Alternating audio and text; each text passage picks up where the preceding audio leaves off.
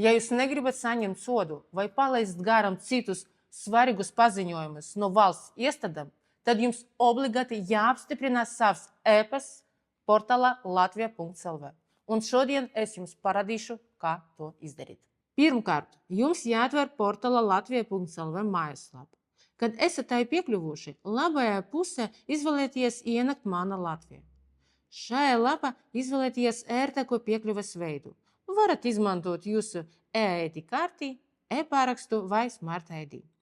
Pievienojoties savam kontam, pēc tam izvēlieties labajā pusē pretī jūsu vārdam un uzvārdam sadaļu profila iestatījumi.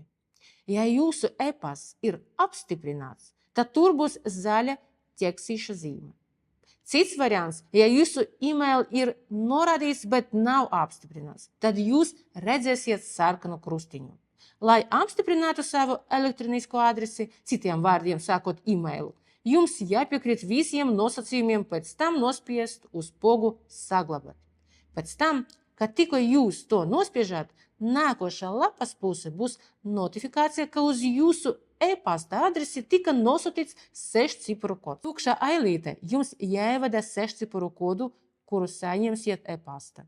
Ja neesat saņemuši šo ziņojumu ienākošajās, lūdzu pārbaudiet spam mapi.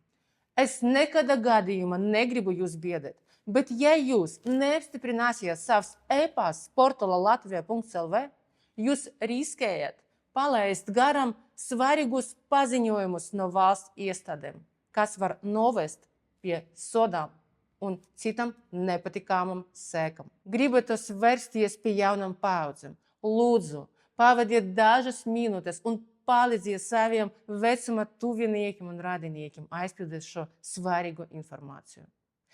Dalieties ar šo video, jo šī informācija attiecas uz ikvienu Latvijas iedzīvotāju. Ceru, ka šī informācija bija jums noderīga. Kopā ar jums biju es, Viktorija Tārāne.